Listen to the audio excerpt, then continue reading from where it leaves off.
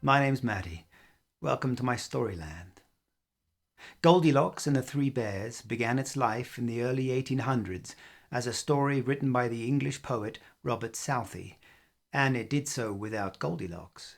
Instead, it told of an old woman happening upon the home of three bachelor bears, a huge bear, a medium-sized bear, and a tiny wee bear. And the ending to the tale was also quite different and quite dark. Goldilocks herself didn't enter this story for many years, and even then her hair was not golden at all, but silver. And it would be many more years until the bears became Mama Bear, Papa Bear, and Baby Bear. This last was the version that Katherine Pyle, the American children's author, popularized in her 1918 book Mother's Nursery Tales. And this is the version that was read to me when I was a child. And today it is my pleasure to read it to you. Are you ready? Then let's begin. Goldilocks and the Three Bears by Katherine Pyle. There was once a little girl whose hair was so bright and yellow that it glittered in the sun like spun gold. For this reason she was called Goldilocks. One day Goldilocks went out into the meadow to gather flowers. She wandered on, and after a while she came to a forest where she had never been before. She went on into the forest, and it was very cool and shady. Presently she came to a little house, standing all alone in the forest, and as she was tired and thirsty, she knocked at the door. She hoped the good people inside would give her a drink and let her rest a little while. Now, though Goldilocks did not know it, this house belonged to three bears. There was a great big father bear, and a middling-sized mother bear, and a dear little baby bear, no bigger than Goldilocks herself. But the three bears had gone out to take a walk in the forest while their supper was cooling, so when Goldilocks knocked at the door, no one answered her. She waited a while, and then she knocked again. And as still nobody answered her, she pushed the door open and stepped inside. There in a row stood three chairs. One was a great big chair, and it belonged to the father bear, and one was a middling-sized chair, and it belonged to the mother bear, and one was a dear little chair, and it belonged to the baby bear. And on the table stood three bowls of smoking hot porridge. Ah, so, thought Goldilocks, the people must be coming back soon to eat it. She thought she would sit down and rest until they came. So first she sat down in the great big chair, but the cushion was too soft. It seemed as though it would swallow her up. Then she sat down in the middle-sized chair, and the cushion was too hard, and it was not comfortable. Then she sat down in the dear little chair, and it was just right, and fitted her as though it had been made for her. So there she sat, and she rocked, and she rocked, and she sat, until with her rocking and her sitting, she sat the bottom right out of it. And still nobody had come, and there stood the bowls of porridge on the table.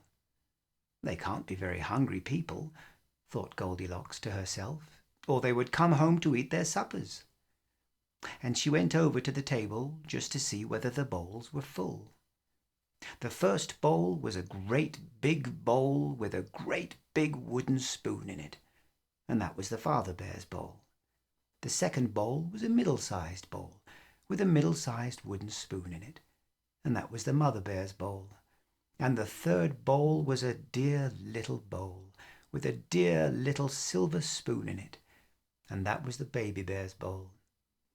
The porridge that was in the bowls smelled so very good that Goldilocks thought she would just taste it. She took up the great big spoon and tasted the porridge in the great big bowl, but it was too hot. Then she took up the middle-sized spoon and tasted the porridge in the middle-sized bowl, and it was too cold. Then she took up the little silver spoon and tasted the porridge in the dear little bowl, and it was just right. And it tasted so good that she tasted and tasted and tasted and tasted until she tasted it all up. After that she felt very sleepy, so she went upstairs and looked about her, and there were 3 beds all in a row. The first bed was the great big bed that belonged to the father bear, and the second bed was a middling-sized bed that belonged to the mother bear, and the third bed was a dear little bed that belonged to the dear little baby bear. Goldilocks lay down on the great big bed to try it, but the pillow was too high and she wasn't comfortable at all. Then she sat down on the middle-sized bed, and the pillow was too low, and that wasn't comfortable either. Then she lay down on the little baby bear's bed, and it was exactly right, and so very comfortable that she lay there until she went fast asleep. Now, while Goldilocks was still asleep in the little bed, the 3 bears came home again, and as soon as they stepped inside the door and looked about them, they knew that somebody had been there. "Somebody's been sitting in my chair," growled the father bear in a great big voice, "and left the cushion crooked." "And somebody's been sitting in my chair," said the mother bear, "and left it standing crooked." "And somebody's been sitting in my chair," squeaked the baby bear in his shrill little voice, "and they've sat and sat till they've sat the bottom out." And he felt very sad about it. Then the 3 bears went over to the table to get their porridge. "What's this?" growled the father bear in his great big voice. "Somebody's been tasting my porridge and left the spoon on the table."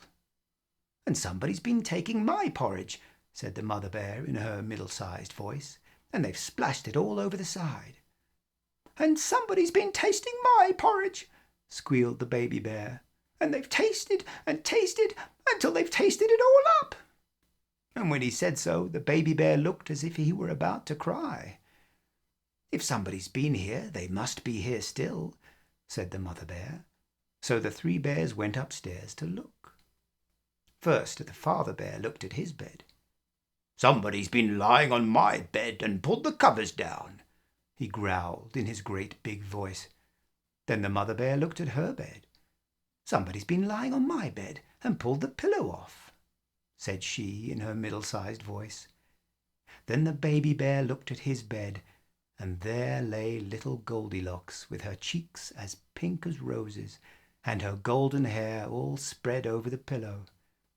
"Somebody's been lying in my bed," squeaked the baby bear joyfully, "and here she is still." Now when Goldilocks in her dreams heard the great big father bear's voice, she dreamed it was the thunder rolling through the heavens. And when she heard the mother bear's middle-sized voice, she dreamed it was the wind blowing through the trees. But when she heard the baby bear's voice, it was so shrill and sharp that it woke her right up. She sat up in bed, and there were the 3 bears standing around and looking at her. "Oh, my goodness me!" cried Goldilocks. She tumbled out of bed and ran to the window. It was open, and out she jumped before the bears could stop her. Then home she ran as fast as she could, and she never went near the forest again.